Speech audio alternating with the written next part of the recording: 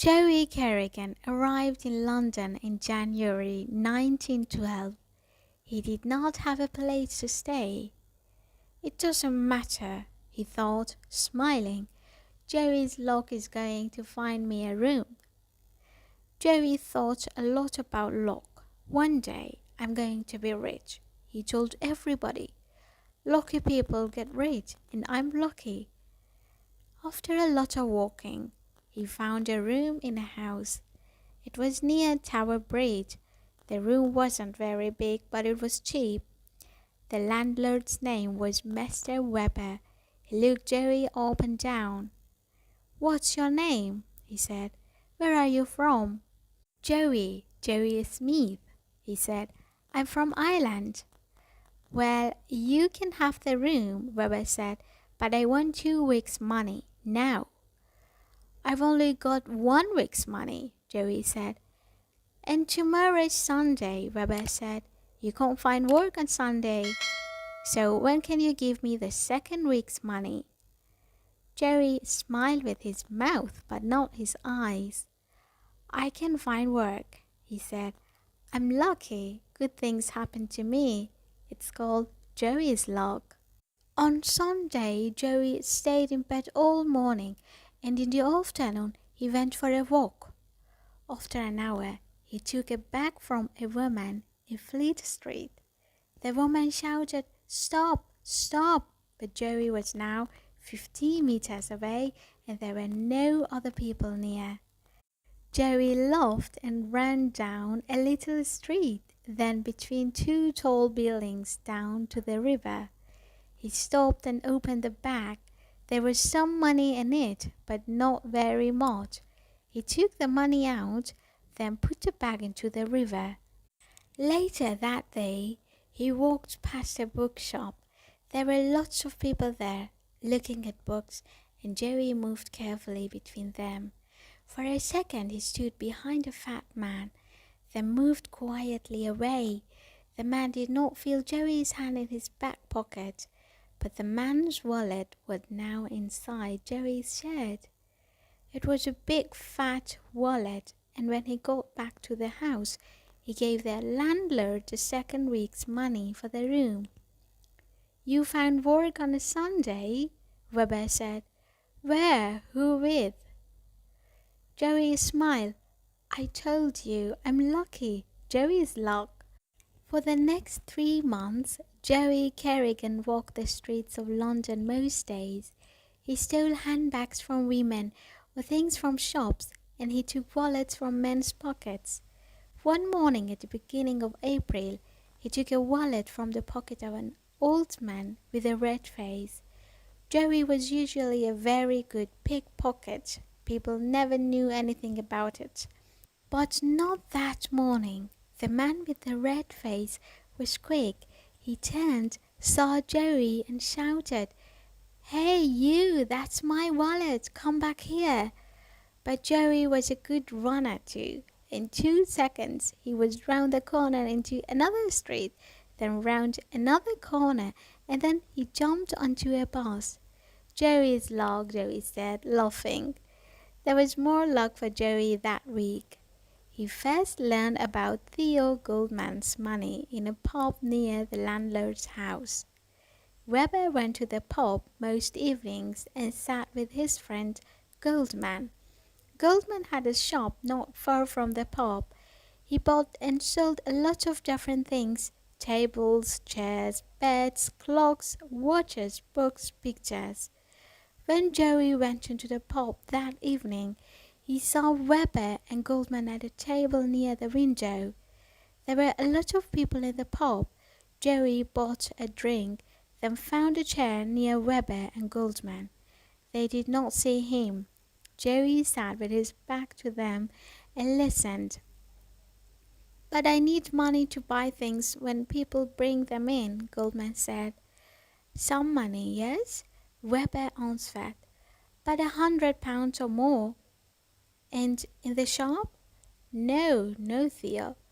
"It's not in the shop," Goldman said. "It's in my room at the back." "Do you have a good place to put it?" Webber said. Goldman laughed. A very good place, he said. Joey sat with his drink, thinking. He knew Goldman's shop because it was in the same street as Weber's house. Joey often walked past it. £100 or more. I'm going to get that £100, he thought. Then I can do anything. Perhaps begin a new life in America. He smiled. Jerry's luck again. So the money was in the room at the back, in a very good place. But where was that place? The next morning Joey walked slowly past Goldman's shop. He did not go in, but looked through the window. The old man was in the shop, but he did not see Joey.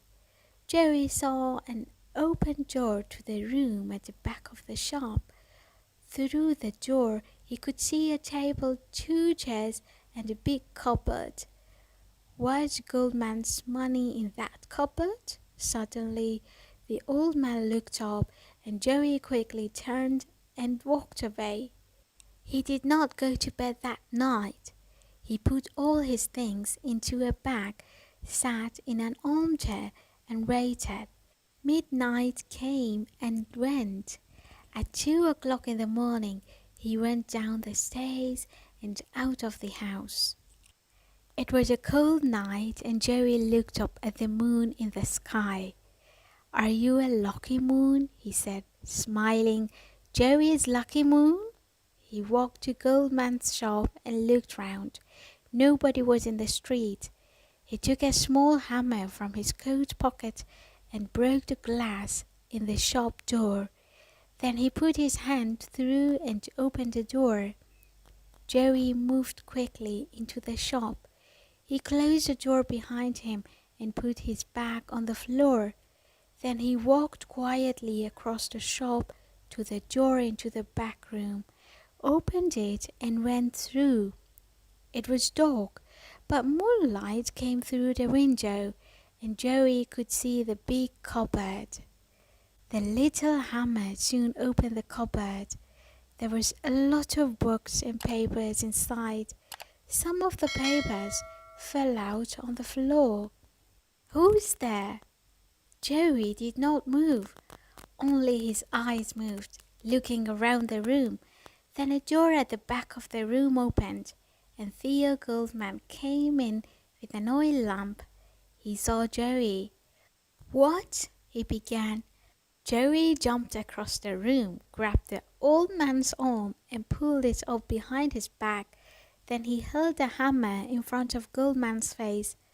Where's the money? He said. Tell me. Money?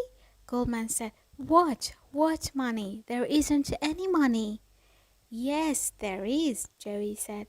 You told Weber about it in the pub. £100 or more. Where is it? Goldman said nothing. Tell me, Joey said, or I'm going to break your arms. First one arm and then the other one. Where is it? Goldman tried to pull his arm away. He made small, angry noises, but no words came out. Joey held a hammer in front of Goldman's eyes. Tell me, or this hammer goes into your face. All right. It's under the floor, Goldman said. Under the cupboard. Joey pushed the old man across the cupboard. Get it, he said. Now.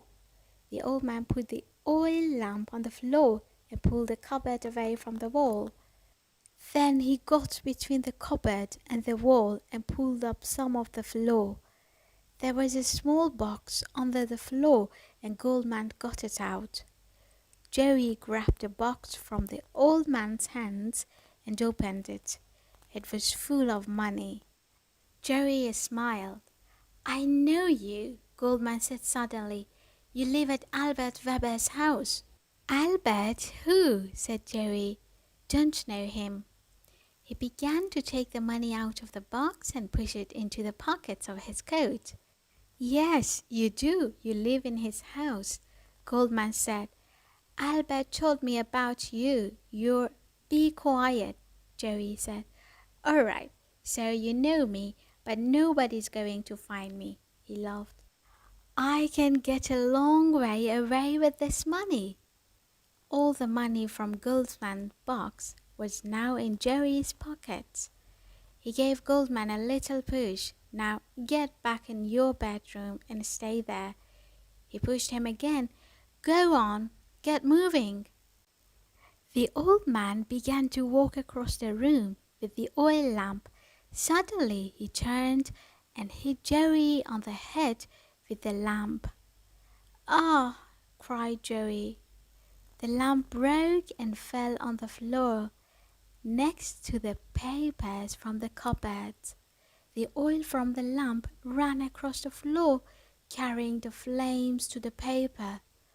Goldman tried to run into the shop, but Jerry jumped on him, and the two of them fell to the floor. The old man's head hit the wall. After that he did not move. Jerry heard the noise of the flames before he saw them.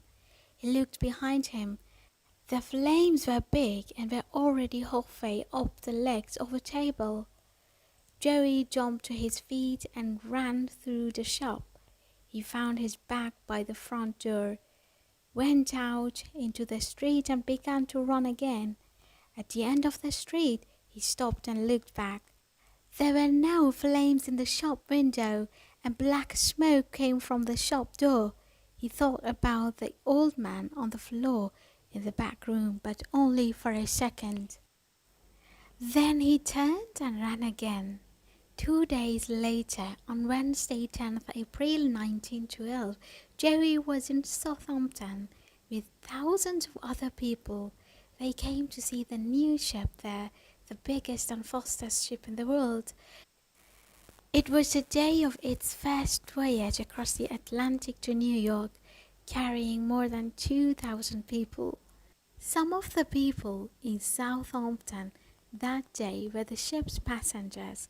Some of them just came to look at the wonderful new ship. And there it was.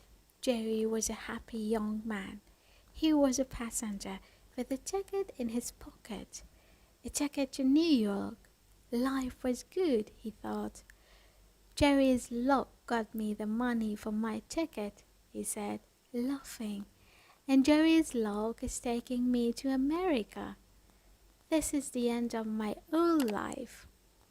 And he walked onto the Titanic.